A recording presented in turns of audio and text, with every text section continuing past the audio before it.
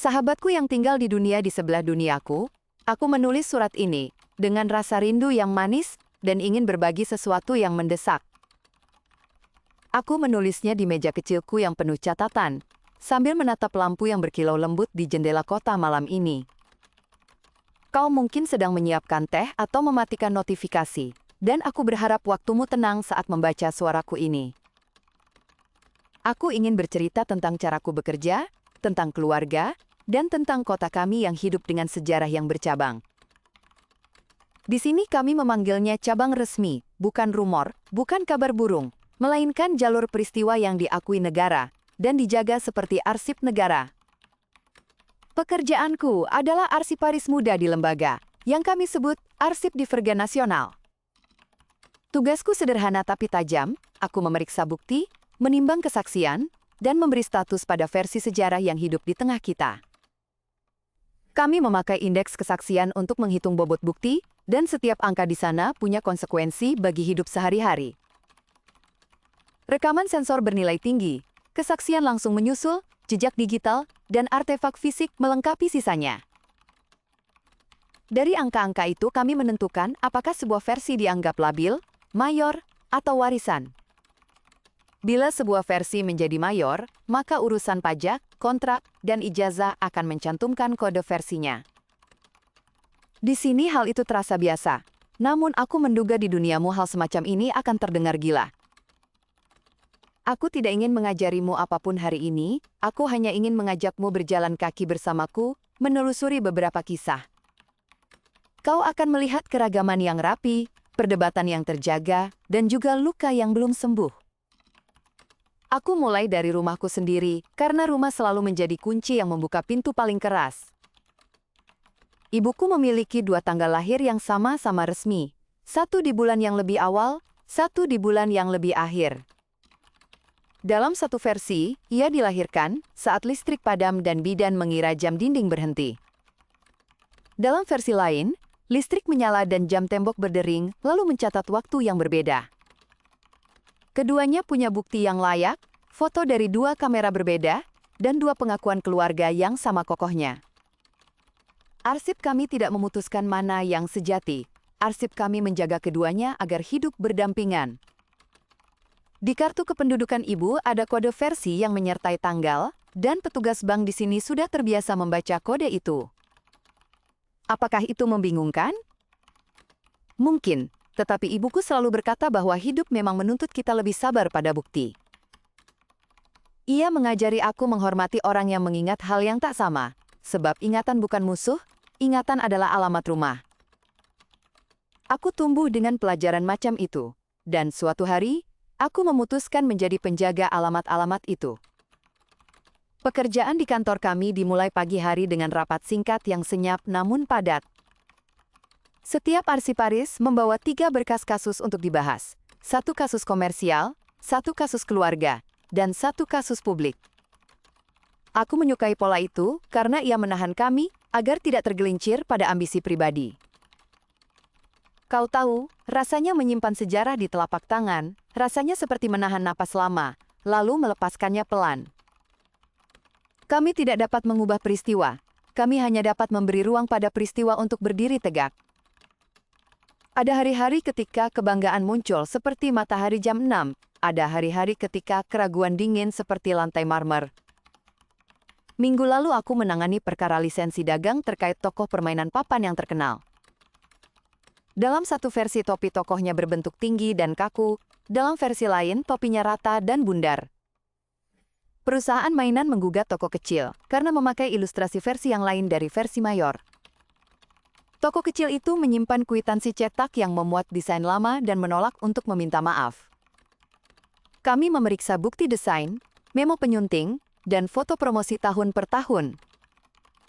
Indeks kesaksian menunjukkan angka yang hampir seimbang, dan rapat memutuskan status labil untuk varian topi. Keputusan itu berarti kedua desain boleh hidup, pajak disesuaikan, dan pelanggan boleh memilih versi yang paling mereka sukai. Pemilik toko menangis lega dan menawari kami kotak kue yang hangat. Aku hanya mengambil sepotong kecil, karena rapat berikutnya menantiku di siang hari. Di rapat siang hari, kami membahas pernikahan lintas versi yang terasa seperti novel. Pasangan itu bertemu di kampus, namun pertemuan pertama, mereka memiliki dua urutan yang berbeda. Dalam satu versi, mereka bertabrakan di tangga perpustakaan dan buku-buku berjatuhan seperti hujan yang riuh. Dalam versi lain, pertemuan pertama terjadi di seminar kecil tentang ilmu arsip dan hanya terjadi sapaan singkat. Mereka menyimpan dua album foto yang tidak cocok, satu menunjukkan tangga, satu menunjukkan ruang seminar. Keduanya ingin menikah dengan mencantumkan dua versi pertemuan pada janji resmi pernikahan. Negara memperbolehkan itu selama kode hash peristiwa dicatat pada dokumen. Aku menyukai cara mereka tersenyum ketika membaca ulang janji yang mencantumkan dua momen pertama yang sah. Mereka berkata bahwa cinta bukan tentang siapa yang benar, tetapi tentang siapa yang berani merawat perbedaan. Setelah rapat, aku pulang sedikit lebih sore, karena ada kasus kriminal yang perlu dibawa pulang untuk ditelaah. Kasusnya tentang perantara yang menjual memori palsu untuk menciptakan alibi pada satu versi cabang. Ia menyebar potongan video yang tampak autentik, agar pelanggannya terlihat berada di pasar saat pencurian terjadi di galeri. Video itu memanfaatkan kebiasaan kami yang ramah pada versi minor. Kami menjalankan audit forensik dan menemukan pola kompresi yang tidak cocok dengan kamera yang terdaftar. Ketika kami memadukan jejak sinyal, angka indeks kesaksian melorot untuk versi pasar itu. Jaksa meminta kami mempresentasikan temuan, dan pengadilan mengembalikan status mayor pada versi yang memuat kehadiran pelaku di galeri. Aku duduk lama setelah sidang itu berakhir, karena pikiranku mondar-mandir seperti burung kecil. Aku memikirkan bagaimana mudahnya orang tergoda untuk membentuk sejarah demi menyelamatkan diri. Aku juga memikirkan bagaimana rapuhnya rasa percaya tanpa perawatan yang sabar. Di kotaku orang-orang membaca berita dengan lapisan yang berbeda, mereka terbiasa melihat label versi di bawah judul. Di sekolah anak-anak, belajar menulis laporan, dengan menyertakan kode bukti yang jelas. Mereka belajar bahwa tidak semua perbedaan adalah permusuhan, kadang ia adalah keberagaman alamat yang sama sahnya. Di rumah ibuku menyimpan dua kalender ulang tahun, dan ia merayakan 2 kali dalam setahun. Ia menyajikan kue kecil saat tanggal yang satu dan bubur manis saat tanggal yang lain. Aku biasanya menyalakan 2 lilin tipis agar kedua tanggal mendapat cahaya yang adil. Kami tidak pernah bertengkar soal mana yang asli, karena kami percaya keduanya mengandung kasih. Di mejaku sekarang, ada 3 benda yang menjadi penanda hari-hari itu. Ada foto ibu yang tertawa, ada tiket kereta dengan tanggal berbeda, dan ada surat kakek yang ditulis pada malam listrik padam. Benda-benda kecil itu menjagaku agar tidak kaku dan tidak lupa pada akar. Kau mungkin bertanya apakah ini membuat semuanya rumit dalam urusan kerja dan bisnis. Jawabanku jujur saja, ya, tetapi kerumitan itu membuat kami lebih teliti dan lebih lembut pada sesama. Terkadang pelanggan datang membawa struk lama yang tidak cocok dengan catatan toko, dan kami menjembatani perbedaan itu dengan format nota susulan. Terkadang sebuah ijazah memiliki 2 tanggal kelulusan, dan kantor perekrutan membaca keduanya dengan kunci yang sudah baku. Kami menuliskan catatan kecil di belakang berkas yang menjelaskan jalur pembuktian yang ditempuh. Aku ingin kau mendengar satu cerita lagi tentang tetanggaku, seorang penjahit tua yang terkenal sabar. Ia menyimpan pola gaun yang punya 2 versi garis bahu. Pelanggan dari keluarga besar itu berselisih paham tentang gaun nenek mereka di hari pertunangan. Penjahit memanggilku untuk memverifikasi foto-foto lama, dan kami menemukan 2 gulungan film yang menyajikan 2 potongan yang sama kuatnya. Rapat kecil digelar di ruang tamu penjahit dengan teh melati dan suara kipas pelan. Pada akhirnya keluarga sepakat merawat 2 pola dan menulis kisahnya di sampul album. Nenek tersenyum karena ia selalu menyukai 2 pilihan warna, dan ia berkata tidak ada yang perlu dibuang. Saat pulang, aku berjalan melewati taman kota tempat para murid berlatih pidato. Mereka berlatih, menyebut sumber dan mengakui kemungkinan adanya versi lain yang tidak hadir di panggung. Guru mereka mengangguk pelan dan menandai kata-kata yang kabur. Di bangku taman seorang anak kecil menanyakan padaku apakah bintang juga punya sejarah bercabang. Aku menjawab bahwa bintang yang dilihat dari dua kota mungkin tampak berbeda, tetapi cahayanya tetap datang dari api yang sama. Anak itu tertawa dan berlari ke temannya, sambil menyeret layang-layang kecilnya. Aku sering iri pada kepolosan seperti itu, karena ia memeluk perbedaan tanpa takut kalah. Di kantor kami ada ruang senyap tempat arsip suara disimpan. Orang-orang datang untuk merekam kesaksian sebelum peristiwa yang mereka ingat memudar. Ada tawa, ada tangis, ada cerita yang gagap, dan semuanya kami catat sebaik mungkin. Beberapa orang meminta agar catatan mereka dibuka hanya bila perlu, dan kami menghormati itu. Kami percaya bahwa sejarah yang baik harus datang bersama kasih yang memadai. Aku tahu di duniamu orang sering berdebat sengit tentang kebenaran tunggal. Aku tidak menyuruhmu mengubah cara pandangmu, aku hanya ingin memperkenalkan cara kami merawat yang majemuk. Mungkin suatu hari kau akan bertemu seseorang yang ingat hal berbeda, dan kau bisa mengajaknya minum teh lalu bertanya dengan sungguh-sungguh. Tanyakan bukti yang ia miliki, tanyakan rasa yang ia simpan, dan tanyakan luka yang menyertai ingatan itu. Kadang yang kita butuhkan bukan keputusan cepat, melainkan jeda yang memberi napas pada fakta dan hati. Aku sendiri belajar dari ibuku untuk tidak takut pada jeda. Ia sering memintaku duduk sebentar sebelum menjawab pertanyaan penting. Pada jeda seperti itu, aku bisa mendengar detak jam dan napas yang teratur. Jeda mengajariku bahwa kebenaran yang matang tidak datang dengan teriak. Kau mungkin penasaran bagaimana kami mencegah penipuan besar-besaran. Kami membangun laboratorium kecil di setiap distrik untuk memeriksa keaslian rekaman dan dokumen. Laboratorium itu terbuka bagi publik dengan jadwal yang jelas dan biaya yang ringan. Kami menyiarkan cara kerja kami, agar orang tidak merasa ada sihir di balik pintu besi. Beberapa anak muda datang sebagai relawan karena mereka ingin belajar metodologi. Kami mengajar mereka menyusun rantai bukti yang bersih dan menuliskannya sederhana. Kami juga mengingatkan mereka untuk tidak sombong pada angka, sebab angka pun lahir dari manusia. Pada akhir pekan, kami mengadakan pertemuan kecil di balai kota untuk berbagi kisah versi warisan. Versi warisan adalah versi yang mungkin tidak lagi kuat secara bukti, tetapi berharga sebagai identitas keluarga.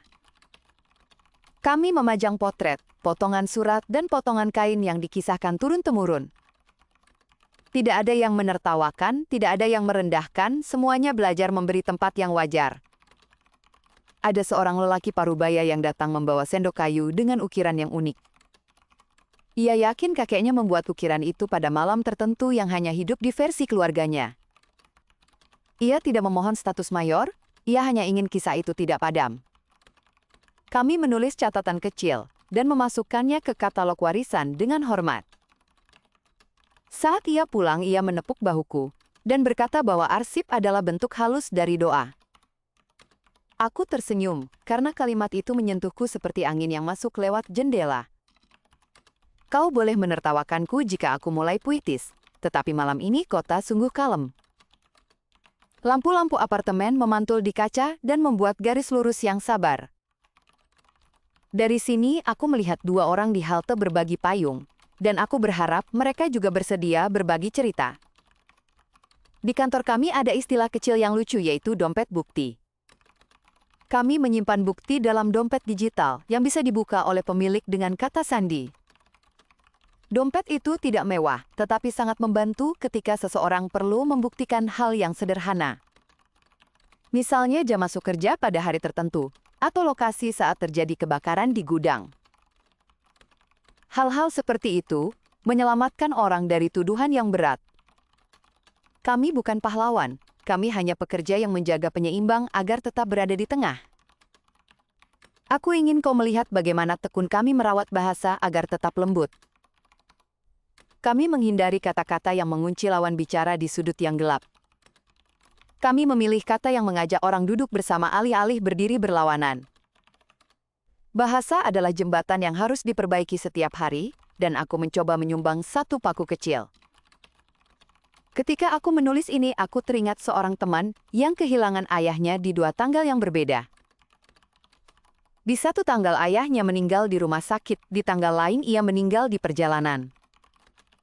Keduanya memiliki bukti yang cukup untuk diingat, dan keluarga memutuskan untuk berduka 2 kali dengan cara yang pantas. Temanku bilang duka yang berlapis membuatnya lebih pelan dan lebih saksama dalam mencintai orang yang masih ada. Aku mendengarnya dan menaruh catatan kecil di kepalaku, agar suatu hari aku ingat untuk bersyukur 2 kali juga. Kau mungkin bertanya, apakah negara kami tidak pernah lelah karena semua ini makan tenaga? Negara tentu lelah, tetapi negara juga belajar membagi lelah itu kepada warganya. Kami memiliki program subsidi sensor komunal yang meminjamkan alat murah untuk memotret dokumen penting. Dengan begitu, keluarga yang tidak mampu tetap bisa menyimpan bukti dengan baik. Kami tidak ingin kebenaran hanya dimiliki oleh yang kaya. Ada kalanya keputusan kami menimbulkan protes, dan protes itu kami dengarkan di aula terbuka. Orang boleh berbicara selama mereka menyebutkan bukti dan dampak yang mereka rasakan. Setelah itu kami menulis risalah singkat dan menayangkannya di papan umum. Kau akan menganggapnya birokratis, namun bagiku itu cara yang jujur untuk mendengar. Aku teringat juga pada seorang seniman yang membuat kolase dari potongan-potongan koran versi yang berbeda. Ia menamai pamerannya sebagai peta yang punya banyak jalan pulang. Di dinding ia menulis sebuah kalimat yang kubawa pulang dalam hati.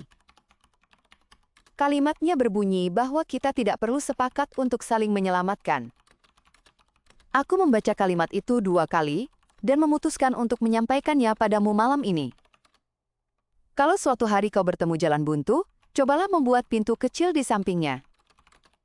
Pintu itu bisa berupa pertanyaan sederhana seperti apa yang membuatmu yakin. Kadang seorang kawan akan mengeluarkan foto kusut dari dompetnya, dan dari sana kalian bisa mulai berdamai. Aku percaya bahwa damai tidak selalu berarti satu cerita menang. Kadang ia berarti 2 cerita saling menunduk. Aku berharap ketika engkau mendengar suaraku, engkau merasakan tanganku menyentuh bahumu dengan lembut. Aku tidak bisa datang ke duniamu, dan kau tidak bisa datang ke duniaku, tetapi kata-kata kita dapat berjalan melampaui pagar. Di mejaku jam menunjukkan angka yang berubah tepat saat aku menulis baris ini. Aku menafsirkan perubahan kecil itu sebagai tanda agar aku menyampaikan kabar penutup malam. Kabar itu adalah rencana kecilku untuk membuat panduan literasi bukti bagi anak-anak tetangga. Aku akan mengajak mereka menulis cerita keluarga sambil memotret dokumen yang mereka punya. Mereka akan belajar menghargai perbedaan dan tidak mengolok-olok ingatan yang tidak cocok. Bila panduan itu selesai, aku ingin mengirimkan salinannya padamu melalui radio kecil yang biasa kita pakai. Aku tahu itu akan terdengar seperti pelajaran sekolah, tetapi percayalah itu akan hangat. Aku ingin mereka tumbuh menjadi orang yang tidak cepat menghakimi dan tidak cepat menyerah. Bila ada waktu, kau bisa mengirimkan balasan yang berisi satu kisah keluargamu. Ceritakan bagaimana kau mengenali orang yang kau sayang hanya dari cara ia mengetuk pintu. Ceritakan aroma dapur yang tidak pernah berubah meski perabot berpindah. Ceritakan juga kesalahan kecil yang akhirnya menjadi lelucon keluarga. Aku akan menyimpannya sebagai versi warisan yang indah, dan aku akan membacanya pelan-pelan. Aku menutup surat ini dengan rasa terima kasih yang penuh pada telingamu yang sabar. Kau selalu menyediakan kursi yang empuk untuk kata-kataku, dan aku tidak ingin menganggapnya remeh. Kalau ada yang ingin kau bantah, bantahlah dengan senyum, karena senyum menahan dunia agar tidak pecah. Aku berjanji untuk tetap menulis sejujur yang kumampu, sebersih yang kupelajari, dan selunak yang kau ajarkan. Malam ini, aku mengirimkan salam bagi jendelamu yang mungkin sedikit berembun. Aku membayangkan engkau menutup tirai dan merapikan bantal sebelum tidur. Semoga mimpimu damai dan esokmu ringan. Dari sahabatmu yang tinggal di dunia sebelah, aku berpamitan untuk malam ini. Terima kasih sudah mendengarkan surat ini sampai tuntas. Mohon dukung dengan memberi tanda suka agar surat kami terus hidup. Silakan berlangganan kanal ini agar kau tidak ketinggalan surat berikutnya. Tinggalkan komentar tentang pengalaman ingatanmu yang berbeda, agar kita bisa belajar bersama. Jika berkenan berdonasi, gunakan kode QR di kanan bawah video atau tautan di deskripsi. Di deskripsi juga ada karya lain dari seri yang sama sekali berbeda, yang mungkin kau sukai. Sampai jumpa dan kutunggu kehadiranmu di episode berikutnya.